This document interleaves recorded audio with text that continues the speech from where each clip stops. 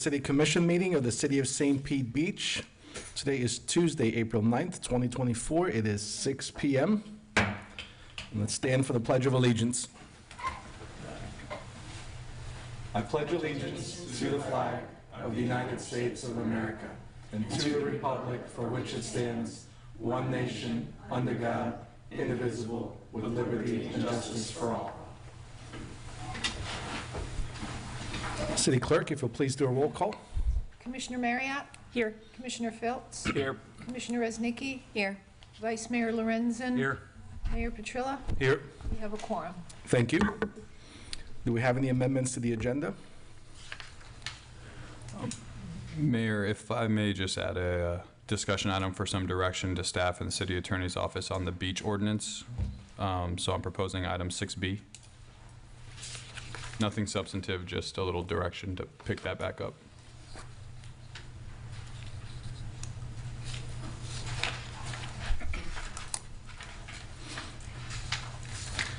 Any other changes? Can I please have a motion to approve the agenda as amended? Motion to approve the agenda as amended. I'll second. City Clerk, if you'll please do a roll call. Commissioner Phillips? Yes. Commissioner Resnicki? Yes. Vice Mayor Lorenzen? Yes. Commissioner Marriott? Yes. Mayor Petrilla? Yes. Motion carries. Thank you. City Clerk, do we have any audience comments, please? We do. Mark Grill?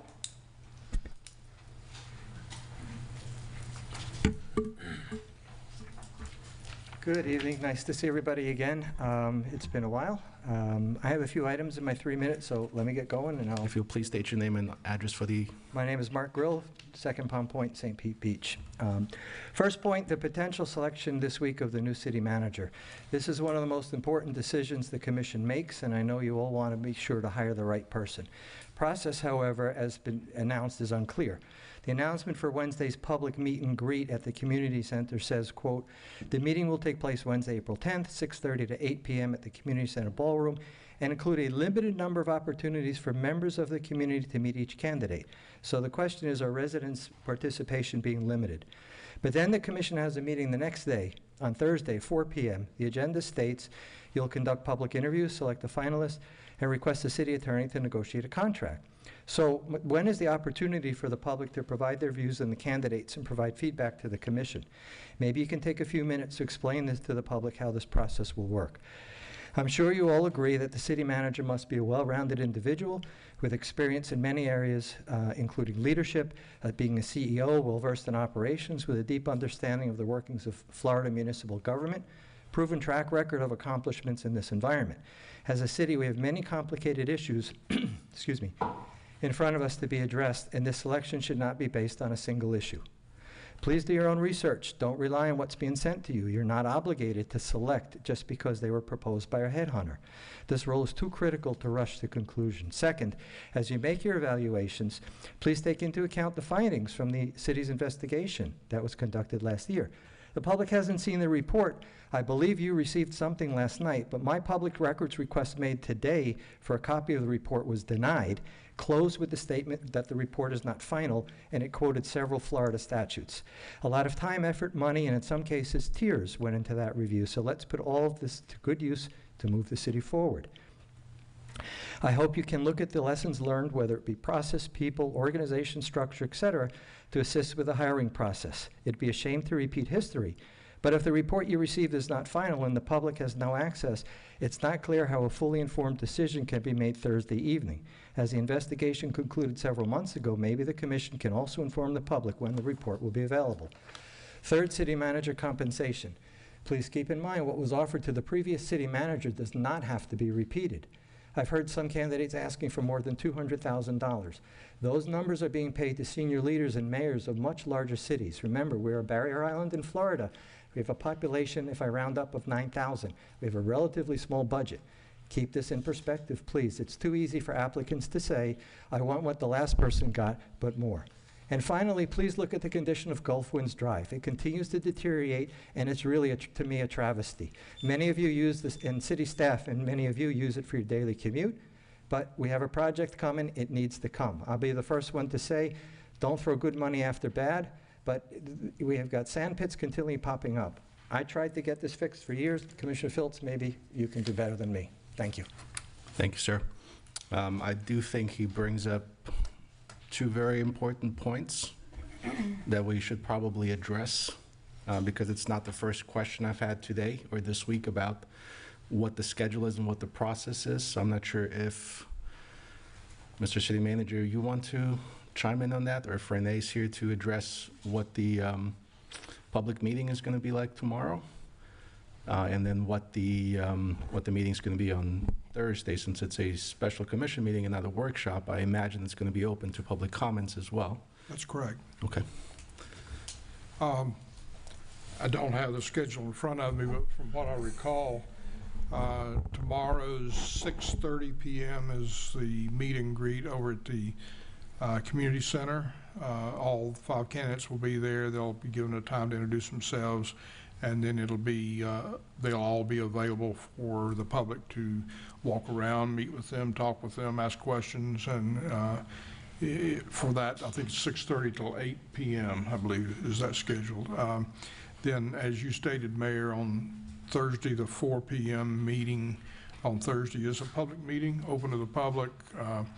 The commission will be interviewing each candidate individually here at the podium with a standard set of questions, and then if you all have additional questions, you'll be able to ask those.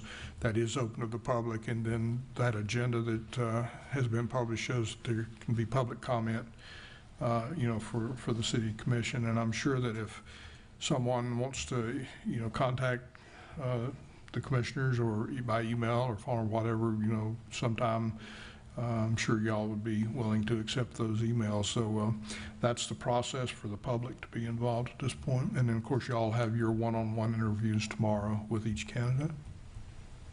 Thank you. So to summarize, the next 2 days is going to be essentially done in 3 different sessions. The first session is going to be each individual applicant is going to meet one-on-one with each individual commissioner. So we're going to be doing a musical chairs type situation tomorrow, where we have 45 minutes with each applicant. And then tomorrow from 6:30 to 8 p.m. at the community center, we'll have, I would imagine, sort of like an open house set up, where we'll have the individual applicants and the residents will be able to meet with them and interact with them and ask them questions. And then at the commission meeting, the special commission meeting on Thursday, 4 p.m., there's no time limit on that one past our normal 10 p.m., but we'll be interviewing the 5 applicants individually, one at a time, for approximately 30 minutes. Since it's a commission session, we'll be having public comments available as well. Mr. Assistant City Attorney, if you would please clarify former Commissioner Gross' other comment, because I reviewed the email that the City Attorney sent us with the summary of the findings of the investigation of the prior, that's a lot of qualifications, of the prior city manager, and I did not see anything in his instructions that says do not circulate this. And so I'm concerned that we have a resident who put in a public records request and that request was denied, yet the report that, I can't speak for the other 4 commissions, but the one that I received says, here's the report, use it, but it didn't say you can't disseminate this, which I'm not saying I have, but somebody may have already disseminated it because there was nothing that said you can't. No, thank you, Mayor. I don't know when that request came in, but the clerk has the report, so it's a public record. Okay. I mean, we just sent it to you, I think, at 6 or 7 o'clock last night, so not to you, the clerk, but the commission and mayor. We sent it later last night. It's a public record. I sent it to the clerk from another request from Tampa Bay Times roughly an hour ago. Okay. So she has it. So there's no limitations at this point on the report being distributed? Excellent. Okay. Mr. Grill, I think you have my email. Feel free to send me an email. I'll forward you a copy. And if the city clerk is busy, I have it now. We didn't have it earlier in the day. Thank you. Public comments? John Kurzman? If you please state your name and address for the record, please. Yes, John Kurzman, 80 Hollander Way South, and I'm speaking to myself, even though I'm the beach steward. And we have a hearing coming up, and it's a serious hearing. You know, conditional use is supposed to have public scrutiny, a lot of it. And I happened to watch a magistrate hearing recently. And the reason hearings work is because you have judges and you have other people, you have neutral sets of eyes. That's the way our legal system works. And in this upcoming hearing, there's a lot of legal questions. And in one of the magistrate hearings, I happened to watch one about trees. And everybody does a good job, but, you know, the independent magistrate happened to say, you know, looking at the city ordinances, I noticed something that, you know, the code enforcement officer didn't notice, the prosecutor or whatever you want to call the person didn't notice, and it's okay. But an independent person saw the law differently. The laws are written and, you know, different people see the laws different ways.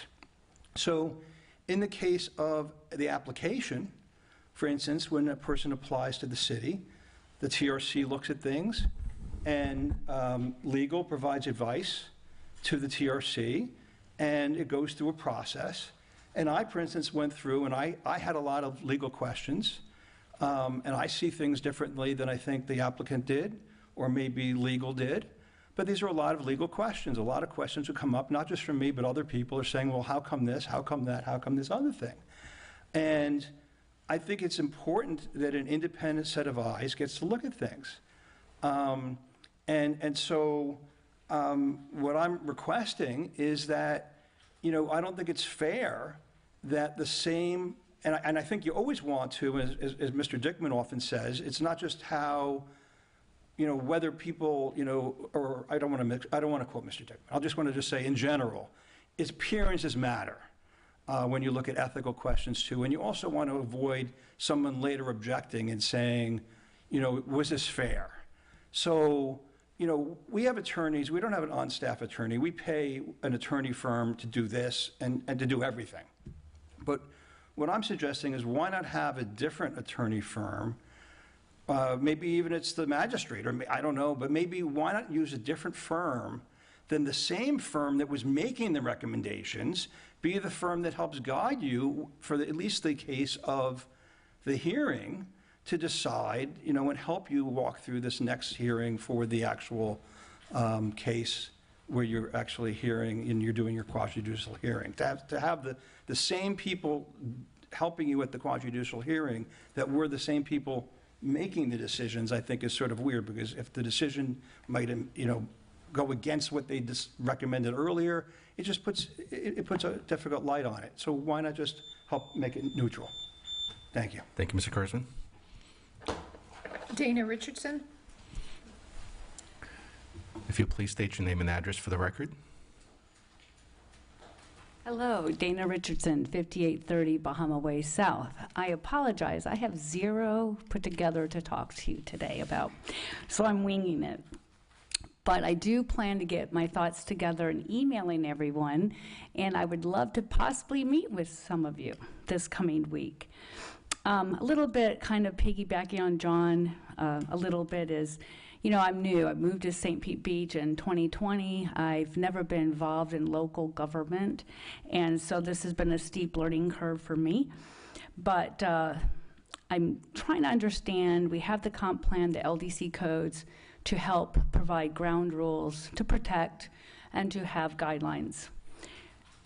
How do things get done in this city that goes against those codes? Who makes that decision? I'm kind of wanting to know, because just like John was saying, things can be interpreted, but there's some things that are, in my opinion, black and white, and I don't understand how some items are coming with, say, CUP applications to be in front of planning board or the commissioners when they shouldn't even be out of tech review with some of the items that they're allowing. So I'll get more specifics in my emails, and of course, if I can meet, I would really love to understand the process better on how some of our plans or codes are not followed. And then, again, my lack of knowledge, I was under the impression we had 94 applicants for the city manager, and I'm just wanting to know or understand the process of how we went from 94 to 5. Who, what, how did that get taken care of? How do we know those 5 represent the best out of 94? And I think that's it. Thank you so much. Thank you. I'm happy to answer the second question because I'm sure a lot of other residents, in fact, that's not the first time I've heard this question this week either. So I think for the public record, it's important that we address these questions because, I mean, they are important. And so the way that the process worked is the first thing that we did a few months ago is we selected a search firm, and we actually left that to the city staff and their experience to look at different search firms and find one that was appropriate for what we were looking for. Then the city, once we selected a search firm, we then posted the job. All those applications went directly to the search firm. Now, part of the responsibility of the search firm is to go through those 95 applicants, right?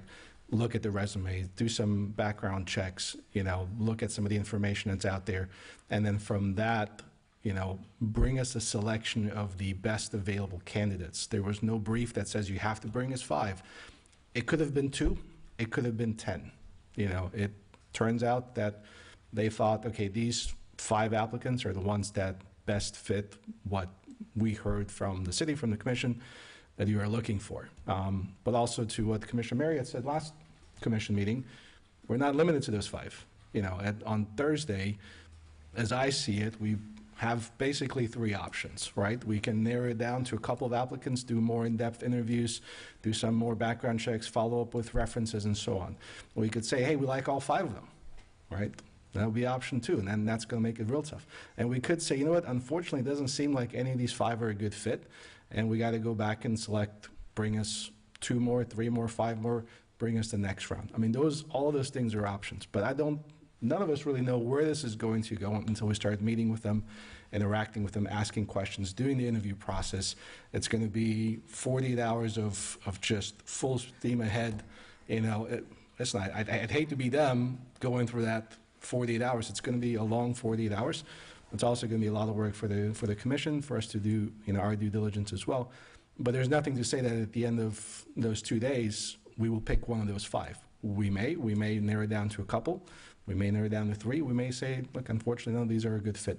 But that's just to kind of give you an idea of how the process worked and what the search firm's involvement was. Again, they've got a lot. One of the reasons, again, you're dealing with a part-time elected commission, right?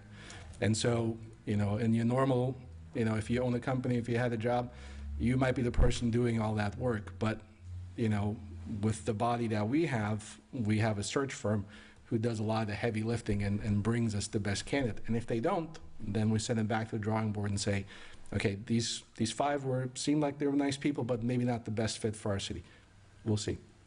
So I hope that answers that question. Next audience comments, please. Deb Scheckner.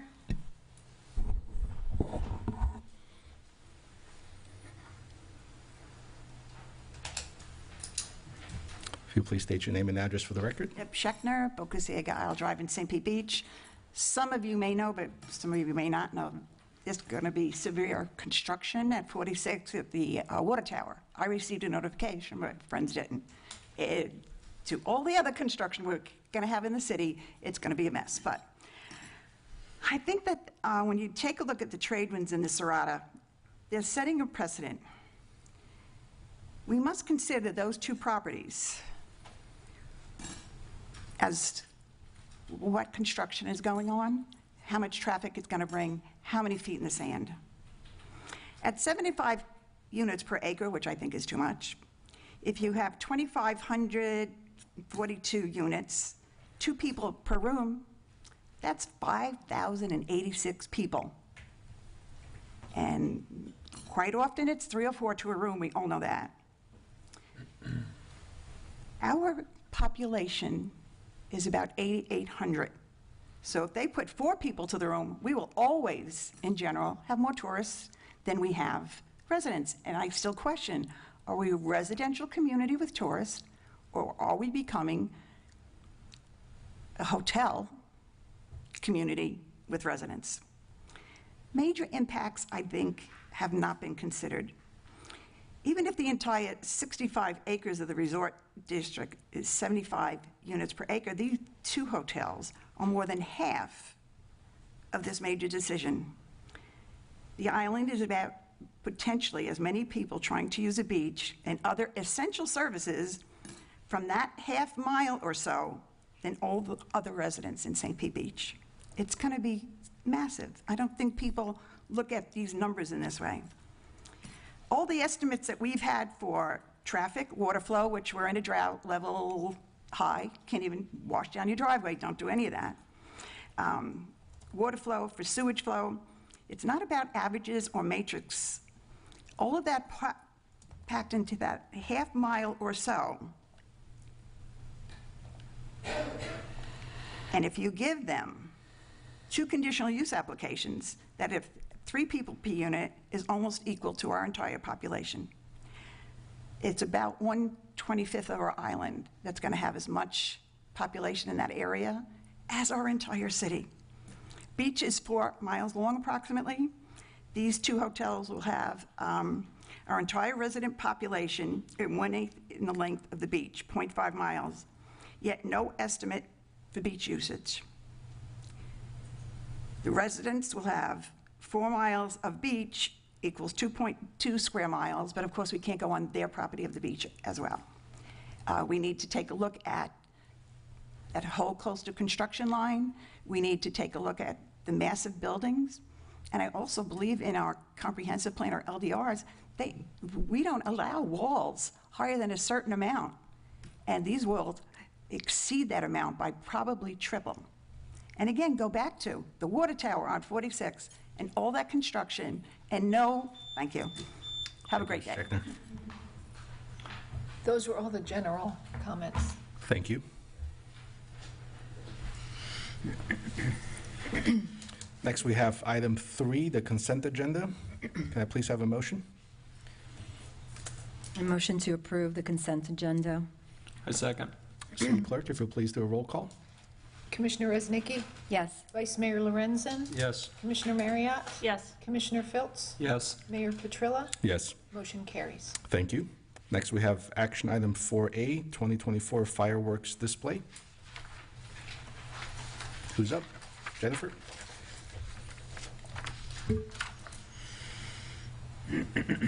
Jennifer McMahon, Chief Operating Officer. My favorite topic, one of them, fireworks. So this year's fireworks, we put it out to bid. The Alpha Fireworks was our sole bidder.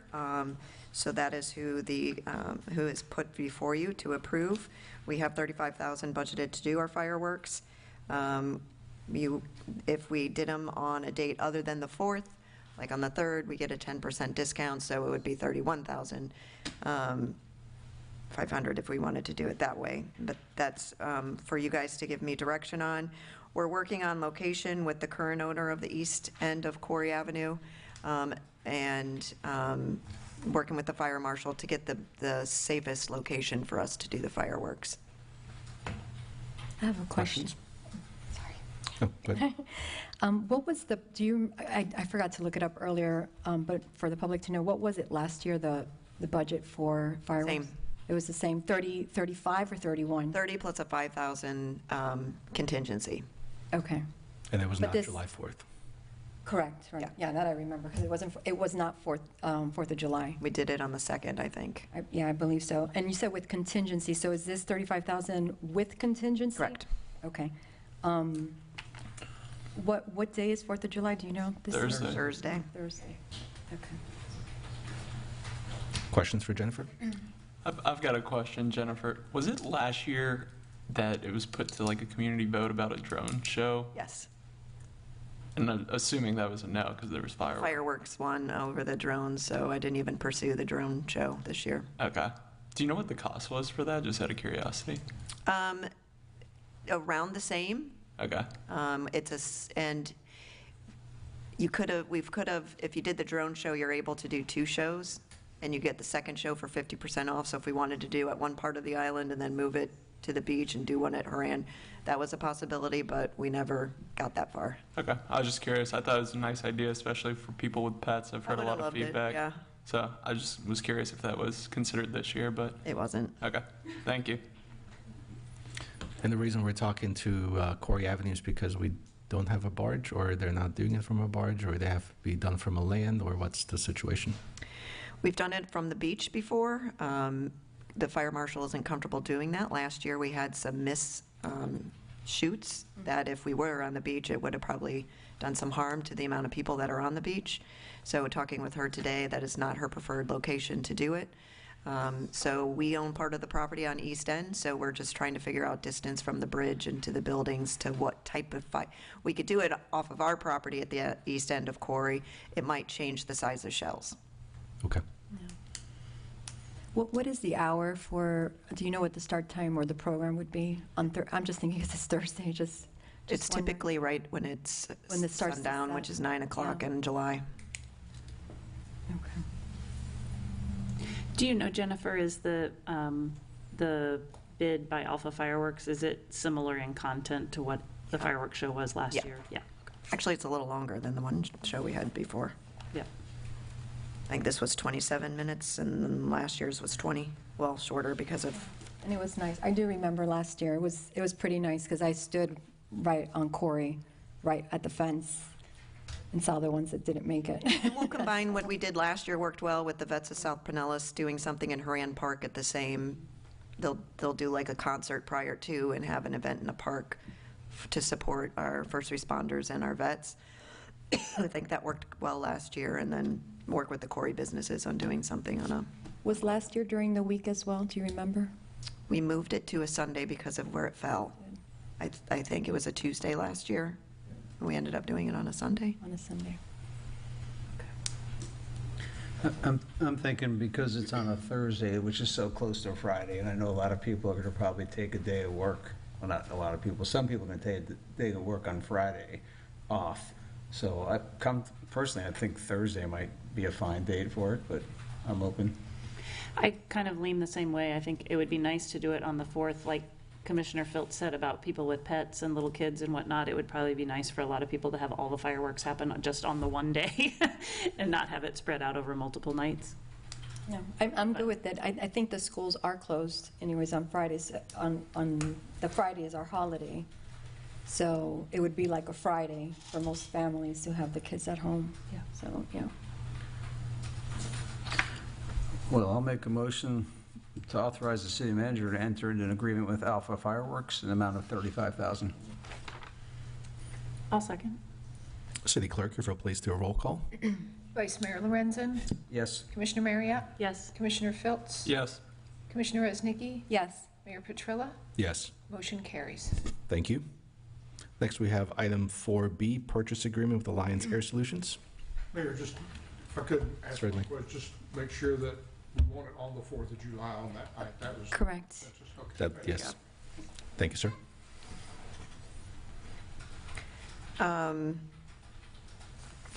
4B is me again.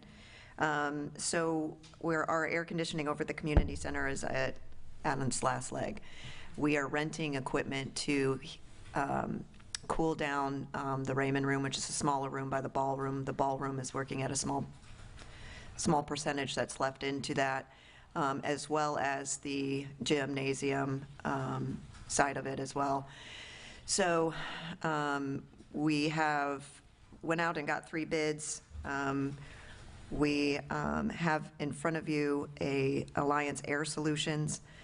Before we start hitting the summer, what we've experienced because of the air issues is we've had to refund a lot of our rentals because I've had wedding cakes melt and things like that. So we want to try to avoid that moving into our warmer months, moving up, and to get this going. So that is what is before you right now.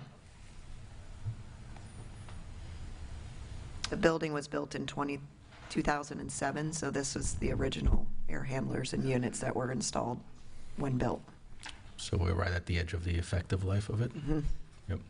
And I think, Jennifer, the city manager, you can probably answer this, that this was already in the budget to be Correct. replaced, correct, this year? Correct, it is in this year's budget. Yeah. And the amount is actually lower than the budget that we have for the year. Right, we had 500,000 budgeted for it.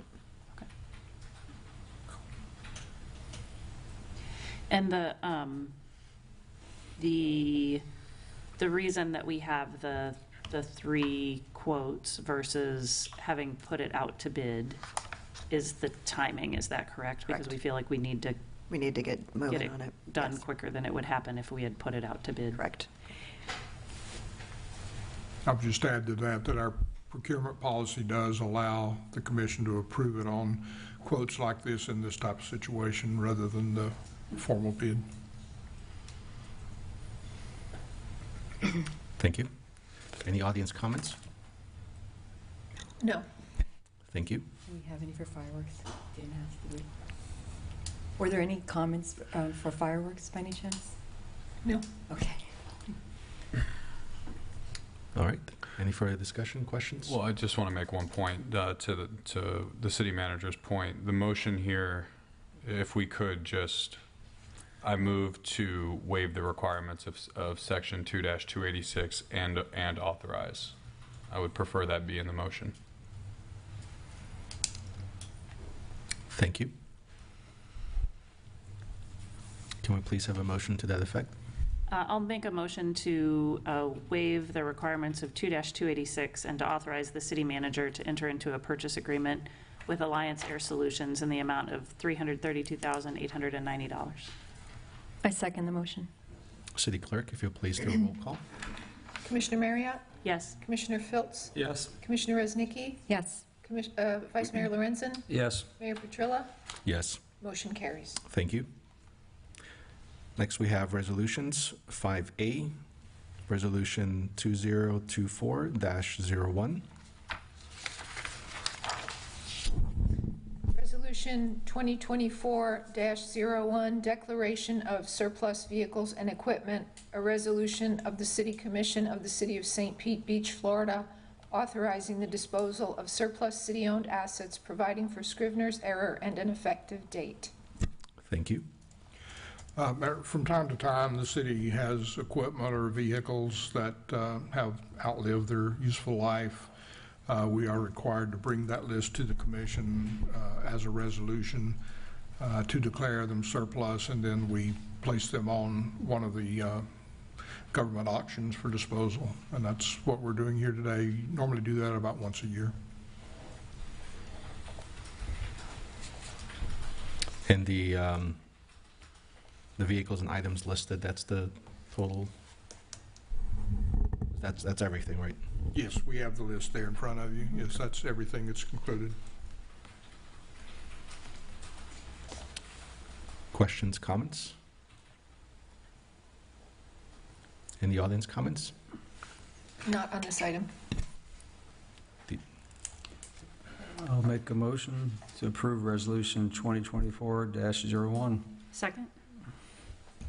City Clerk, if you'll please do a roll call. Commissioner Filtz? Yes. Commissioner Reznicki? Yes. Vice Mayor Lorenzen? Yes. Commissioner Marriott? Yes. Mayor Petrilla? Yes. Motion carries. Thank you. Next, we have items for discussion. 6A, an update on beach renourishment.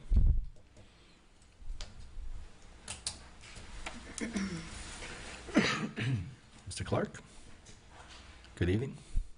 Good evening, Your Honor, Commissioners. Mike Clark, Public Works Director. Could I get the overhead, please? We have a beach nourishment project that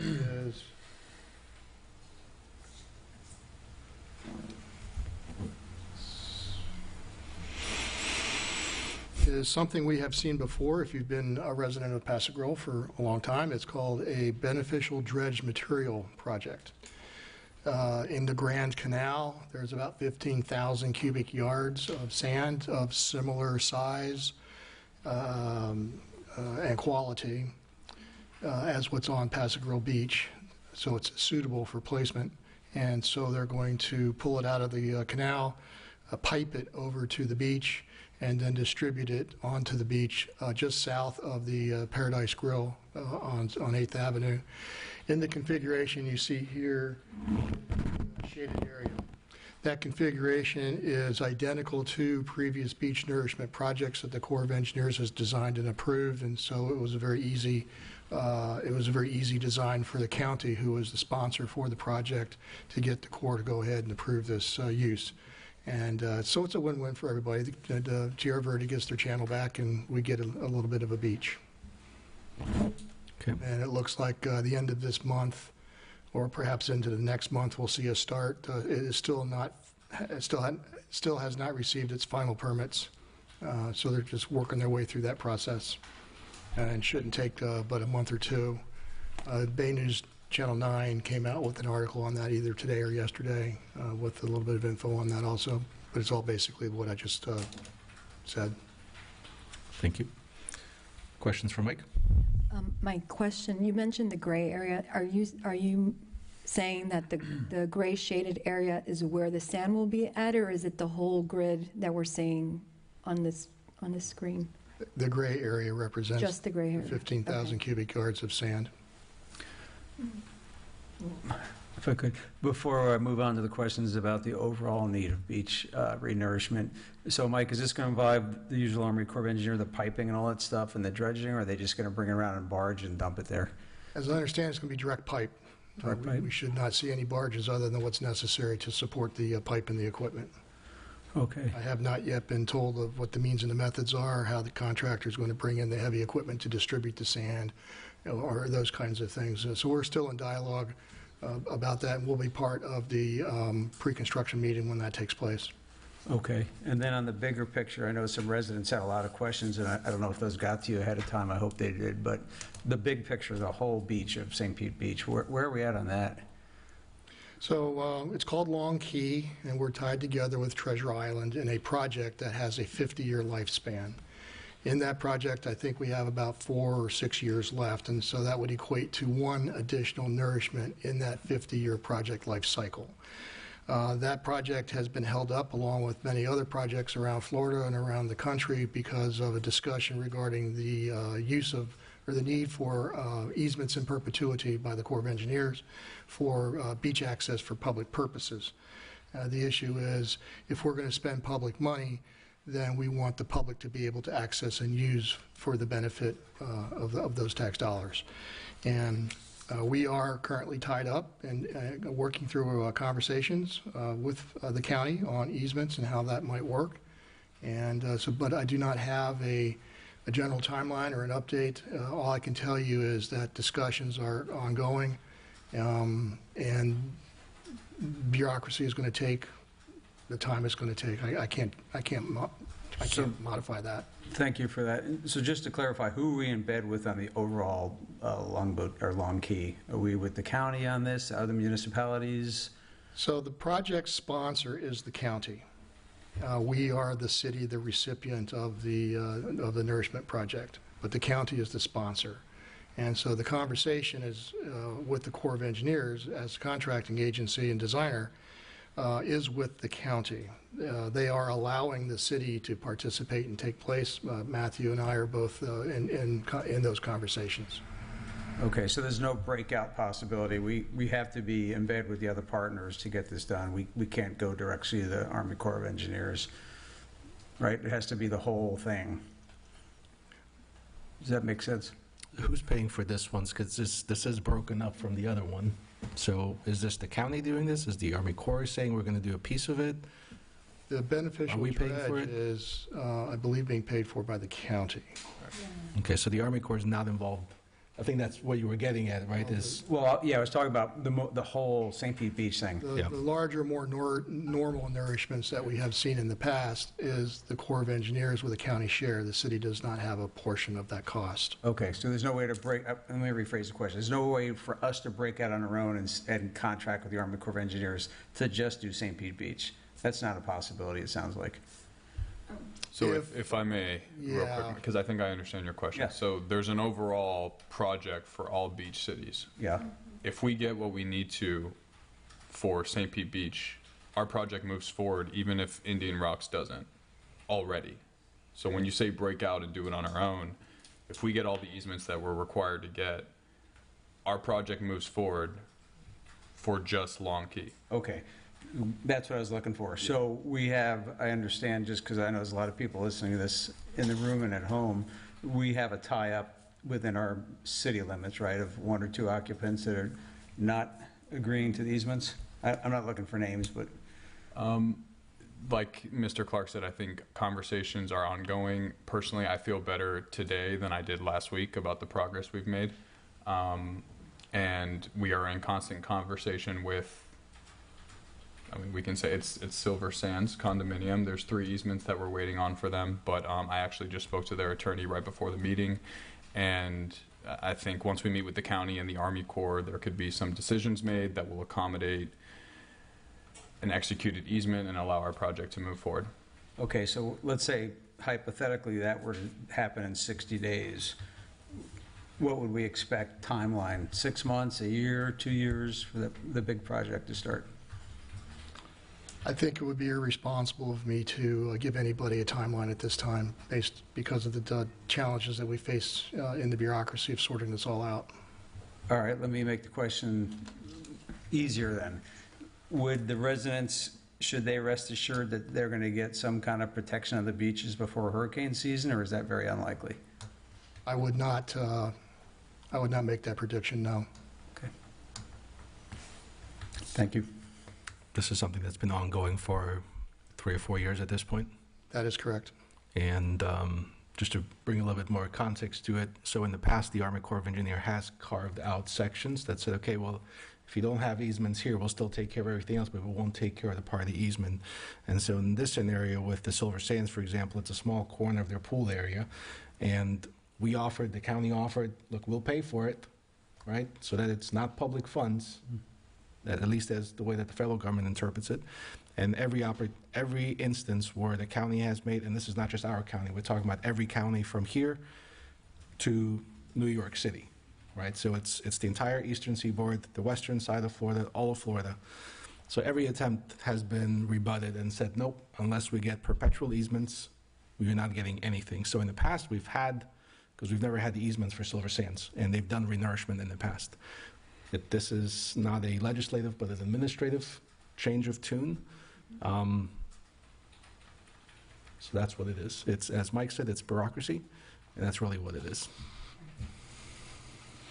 To answer your other question, I think the other question that Commissioner Lorenzen had is, if we were to get the green light from the Army Corps, my understanding was that they did have the permits ready to go in place pending getting signatures. Right, so if the issue were to be able to resolve, which it doesn't look like there's really any light at the end of the tunnel immediately, once the issues were resolved, they should be able to move in relatively, again, this is what they told us, that they had permits in place, just waiting on, so they had the plans and permits, just waiting on the signatures. Or some other resolution or some other compromise. I appreciate the background, because I have folks here and then a lot of folks listening, Passagrillians, that are very interested in the subject, so, Yeah. as you can imagine. No, it's affecting all of us. I mean, Upham Beach is, we were there just 2 nights ago watching the sunset, and it's just, the rocks are no longer on the beach, the rocks are on an island in the water now, And so, Mike, this project is a county project that's dredged from the Grand Canal and pumped onto our beach, and this doesn't have anything to do with the Army Corps of Engineers other than they give the permits, correct? It does connect with the Army Corps of Engineers. They're allowing the county to use the existing design, and they will permit to that structure. Right. Yes. Okay. And so the county's initiative Yeah. as a sponsor is moving forward. Mike, if they're using the design from the Army Corps of Engineers, in that area, does the erosion control line change, or it does not? No, it does not change. So it'll stay until they come in, right? And if the Army Corps of Engineers were to come in, isn't that when the ECL line changes? You might know this, Matthew. Well, once the beach is renourished. By the Army Corps of Engineers. Doesn't have to be by the Army Corps, it's just once public funds are used to renourish a beach, it becomes public lands essentially. So why is if I'm seeing right, the ECL line is still in the same spot from before, the current, whenever it was, a couple of months ago when we had renourishment, it's still in the same spot. It didn't change. I believe the state controls the erosion The control line. erosion control line was put in place by the state. Correct, not the county. Okay. The project follows it. Okay. And so lands that are nourished seaward of the erosion control line are public lands. Correct. Which is the whole holdup with the overall project, is you can't use public funds to nourish private lands. And this section of Paso Grill that's being renourished is already all public land, correct? It is all public land, and it already has an easement that we have granted to the county for this purpose back in the 90s, I believe. And we've periodically done it every time they've asked. Thank you, Mike. You bet. Thank you. I do have a public comment. Okay. John Kurzman? John Kurzman, B. Honda Way South. Speaking as a resident, but I am a beach steward. And the reason I'm speaking as a resident is because I can't represent the beach stewards. We haven't discussed this particular matter. But I am speaking because of a concern as a beach steward. Two of you up here, Betty and Karen, both of you were beach stewards. Excuse me, gentlemen. If you'll please allow the gentleman up front to speak. Thank you. Two of you were beach stewards with me. And of course, you know, and I'm sure all of you know, that Beach Stewardship Committee has only two things we're responsible for. One is beach nourishment, and the other is preservation and maintenance of the city's public beaches, and in both cases, making recommendations to the city commission about those matters. So certainly we don't want to stand in the way, right? Or I can't even speak for the commission, but the idea is that we don't want to stand in the way of you getting the information in a timely manner. But what I think is ideal is that at least the beach stewards get this information, and we don't. So we've been trying to come up with a means to get at least the same information that the city commission gets, that we get emails, communications that are about the matters such as these, and also that the city commission turn to us, the same way you might look at the planning board to run interference for you and look at matters before they come to you, or the finance committee look at matters before they come to you. I think that it would be very valuable to look at the Beach Stewardship Committee and, have us make recommendations or let the public come to meetings and make suggestions about what do they think would be ways to help address things beforehand. What do they think about this beach nourishment, or let it be a way that they could get more information about beach nourishment, or what would be ways to help address overcrowding of the beach due to, growth of any sort. Any of these kind of things could be discussed. And so I'm just looking to you to help, see, can maybe you help along these lines, because this was a great topic, and I don't want to sidetrack that topic, and I don't want to stay on track. But, just think about, you just heard some great information. We have a meeting May 15th. How could we leverage the Beach Stewardship Committee to follow on what you just heard? Thank you. Thank you, sir. All right, next we have item 6B, beach ordinance. Yes, thank you, Mayor. So some of you may remember, some of you are actually on the Beach Stewardship Committee. We had about 7 either workshops, commission meetings, or joint workshops with the Beach Stewardship on the beach ordinance, the last one being July of 2023. The discussion really circles around direction on moving forward. We kind of got to first reading, but then there was that flurry of workshops and edits, and what our office has been doing is rewatching these. I guess the point I'm trying to make is we have a new deciding body. There may be different suggestions made, different comments made. I don't want it to get forgotten, because I do think legally it's an important ordinance for enforcement and controlling the city's prized possession, right, the beach. So I'm looking for direction, and I think staff is as well, on how to proceed from here. Whether we do have dates of meetings. Some of you can rewatch them. Some of you can kind of come up to speed on what was discussed. These are mere suggestions, not requirements. I'm just really looking for direction on how to kind of get the momentum going again with the beach ordinance. And Karen and Mayor, you both were around.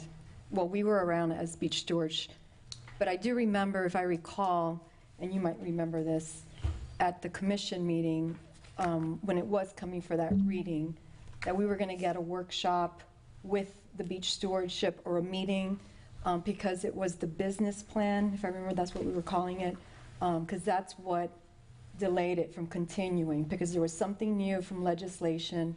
I don't think that, and I don't know if beach stewardship has, if there's been a discussion, and Matthew, you might be able to help us with that, with beach stewardship about how that affected not moving forward, because we were kind of like in a pause.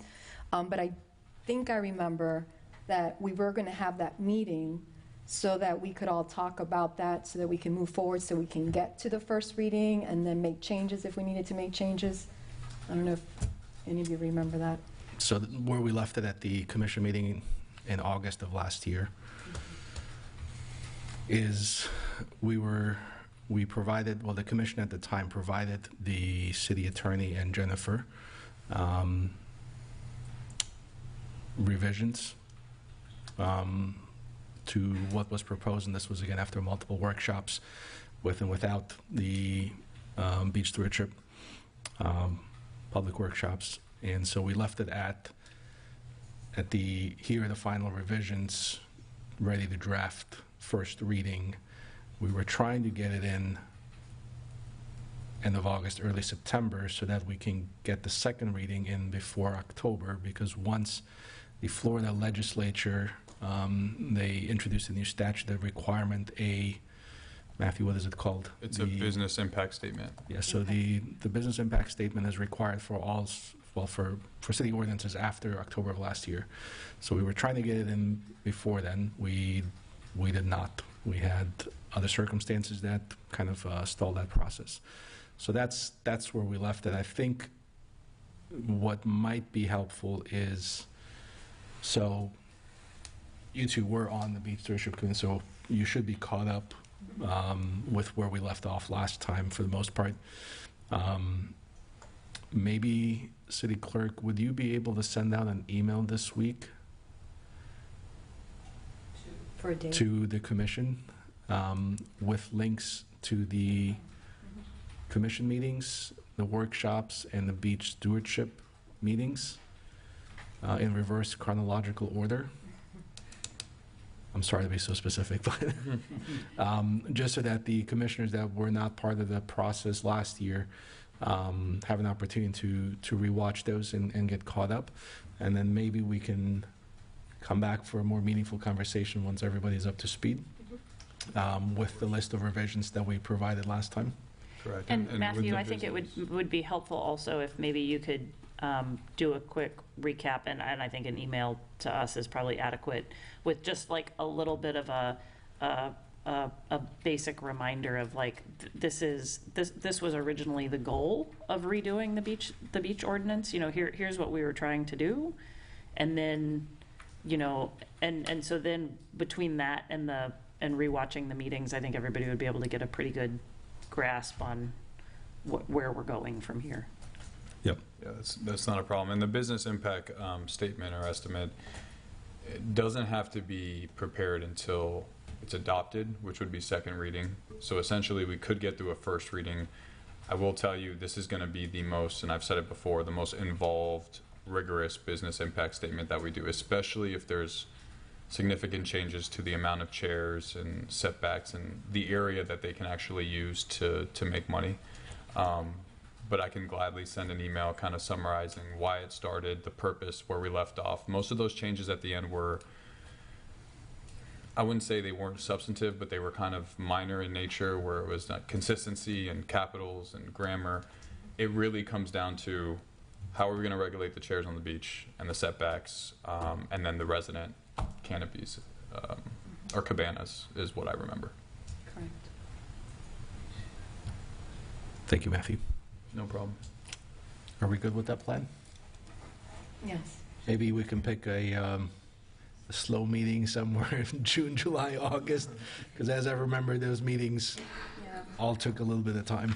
And Mayor, would you think, or all of you, would you all think it's a good idea to share that same email that you're requesting to be drafted to the Beach Stewardship Committee? Because there are some new people on that committee as well. Yeah, that would be, to Mr. Kurzman's point, that would be prudent. Yes. Yep. Thank you, Ginny. And then if the Beach Stewardship Commission, since they're meeting at least once before we have this discussion, if they have any further considerations that may have come up in the last year, we should certainly be open to receiving those. Just to clarify, Commissioner Rosnicki, did you mean the email from Ginny with the videos? Correct, with Okay. the kind of like the summary of everything, or anything also that you might be sending us if it's separate from. Yeah, we can work in conjunction and Correct. kind of send it to, not a problem. Thank you. Thank you. All right, next we have reports. City Clerk. So we have advertised for the qualifying period for the special election that will be held August 20th. That'll be for Districts 2 and 4. The qualifying period is going to be from noon on Monday, May 6th through noon on Monday, May 13th. And the term for these two, for District 2 and 4, the term for these seats will be from August until March of 2025, when the regular election is held. So if anybody is interested in picking up a qualifying book, you can do so after April 22nd, and it's $10 to pick up a book, and if you want to make an appointment after that. And the qualifying period is June 6th through? Qualifying period is from May 6th through May 13th. Thank you. Glad I asked. Okay.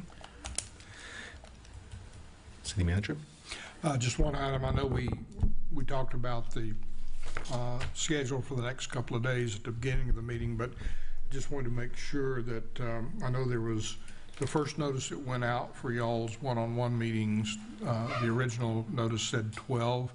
We really need for you to be here at 11:30. We're going to start at 11:30.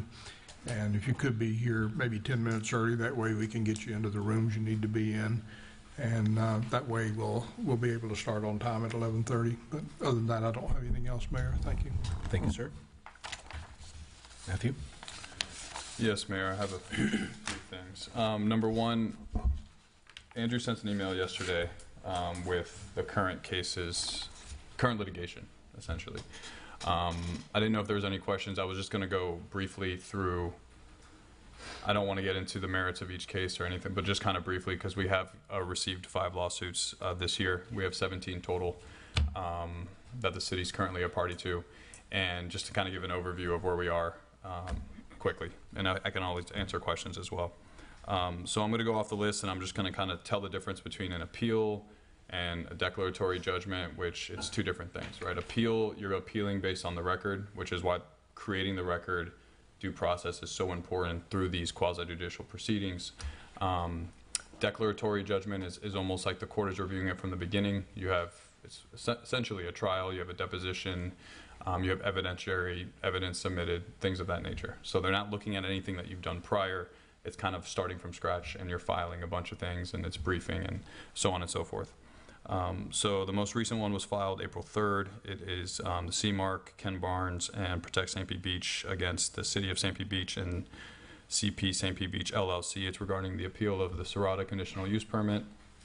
Again, that's an appeal, so it's based on the underlying record that we will update you as that continues.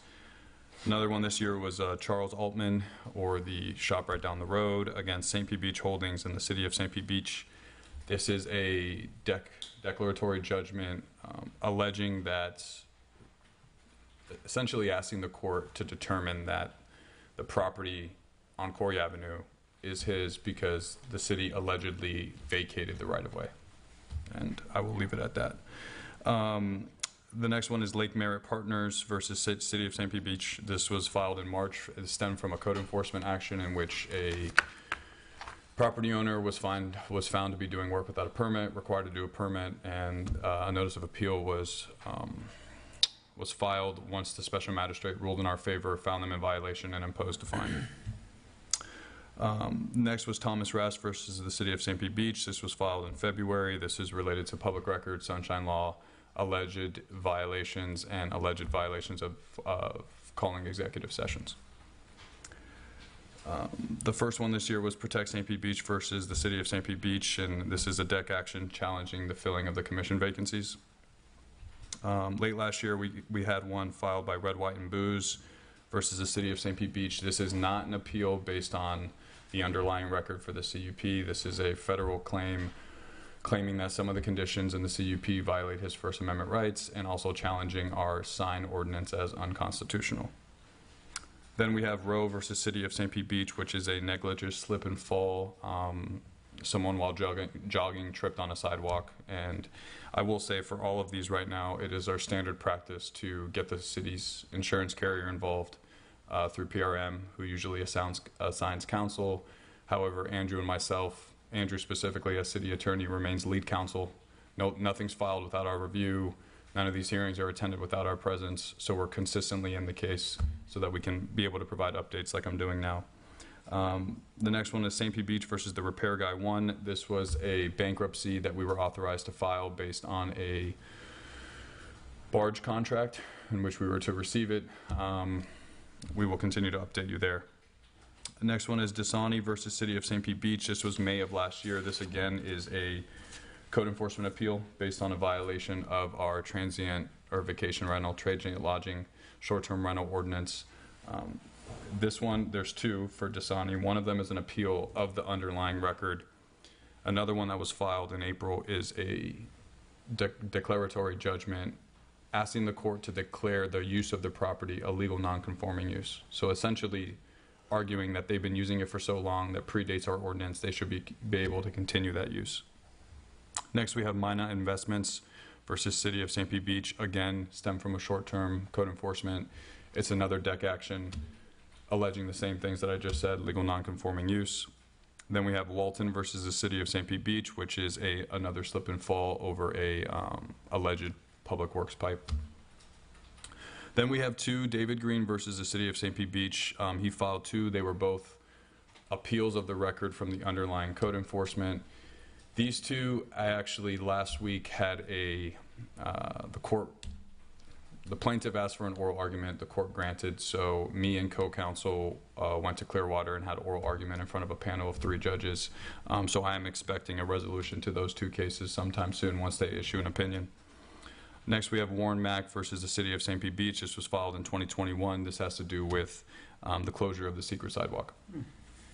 Then we have 360 78th, which is versus the City of St. Pete Beach. Again, filed in 2020. This is a declaratory judgment which stemmed from a code enforcement, essentially trying to get the court to declare our ordinance from 2004 invalid. And then we have Green versus the City of St. Pete Beach, May of 2019, again, stemming from code enforcement, a deck action.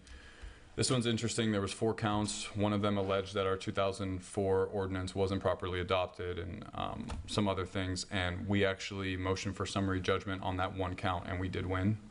So now we just have to deal with the other 3 counts, but the court did agree with our arguments. So the validity of our ordinance in this specific is not up for question for the judge.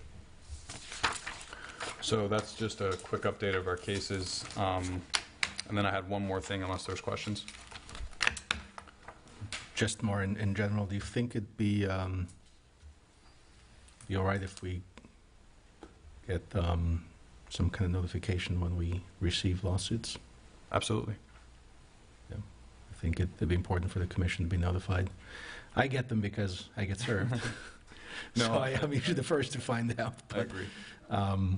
But since, Sunshine Desperate, I think it'd be better coming from your office than. Absolutely. I appreciate that. And the clerk does a good job of giving us what you get immediately so we can circulate that. Some, like the appeal, you weren't served, so we, Certainly. But we did circulate that.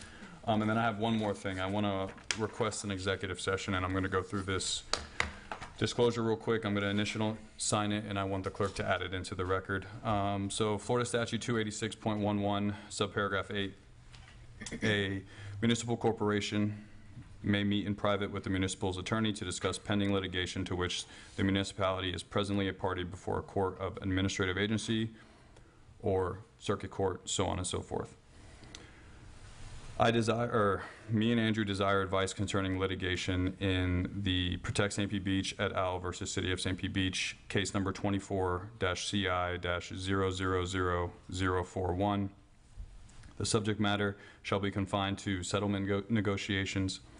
The entire session shall be recorded by a certified court reporter. The reporter shall record the times of commencement and termination of the session. All discussion and proceedings, the names of all persons present at any time, and the names of all persons speaking. No portion of the session shall be off the record.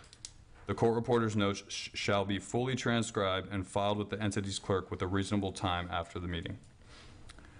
The time and date, we were suggesting April 23rd, which is the next commission meeting at 5 o'clock, if that works for everyone.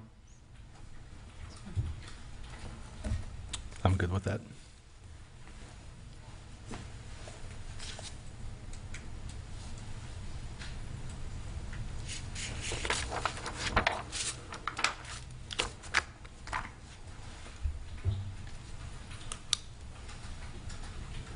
Is that a? Yeah, that works. Yes, That works for me. Everyone's Yes. available? Perfect. The persons attending may include Andrew Dickman, myself, Matthew McConnell, Sam Solario from Lawson Huck Gonzalez, Odie Dickman from our firm, Dickman Law Firm, all of you as city commissioners, the city manager, and we may attend in person or virtually. The transcript shall be made part of the public record upon conclusion of the litigation. Now, this session shall commence at an open meeting at which the persons chairing the meeting shall announce the commencement, estimated length of the attorney-client session, and the names of the person attending. At the conclusion of the attorney-client session, the meeting shall be reopened, and the person chairing the meeting, the mayor, shall announce the termination of the session. And I want to just double down and say the transcript shall be made part of the public record upon conclusion of the litigation. So again, I am reading from it. It's a public record. I will sign it. I will put it into the record with the city clerk. Thank you. Thank you, Matthew. District 4? I think just one quick thing. Look forward, city clerk, and setting a date for that boat ramp town hall. Not sure where we're at, but look forward to hearing that date. Thank you. District 3? And this is really for a reminder for my district, because there's so much going on this week, and I do get lots of emails and some calls, and I know some people are requesting to have time to meet with me, but please realize, just so you all know the schedules, because I know we're kind of talking about it, Wednesday, I mean, we're in meetings from 11 all the way till the evening. This is for the one-on-one interviews and the meet and greet. Thursday, the public interviews, and for me, that's, pretty much 3 and on, because I do have a job that I have to make up a lot of time with prior to this. And then, so my open would be Friday, just so you all know, and possibly sometimes on the weekend. So I know there's a lot of things coming in the next couple of meetings. So just so you all know that, that I will try to accommodate as much as possible. Thank you. District 2? Yeah, just wanted to report, I attended Three Palms Point Block Party on Saturday. I wanted to thank everyone that participated in that. Did a really nice job. There will be a garage sale for Three Palms Point this Saturday between 8 a.m. and 2 p.m. That's all I've got. Thank you. District 1? Nothing really to report. I hope to see as many people as can possibly come to the meet and greet with our city manager candidates. And as always, I encourage anyone to reach out to me, email, phone. I'm happy to talk to anybody about any of the things facing us. So thanks. Thank you. Yeah, just so a quick reminder on we've got quite a few big meetings coming up here in the next less than a week. So tomorrow, 6:30 to 8 p.m. at the community center, meet and greet with the 5 candidates for city manager, and then again from 4 o'clock on here in Chambers, the commission interviews with the applicants as well, and then on Monday at 4 p.m. Again here in Chambers is the conditional use application hearing for the trade winds. So that starts at 4 p.m. And unless there's anything else, we are adjourned.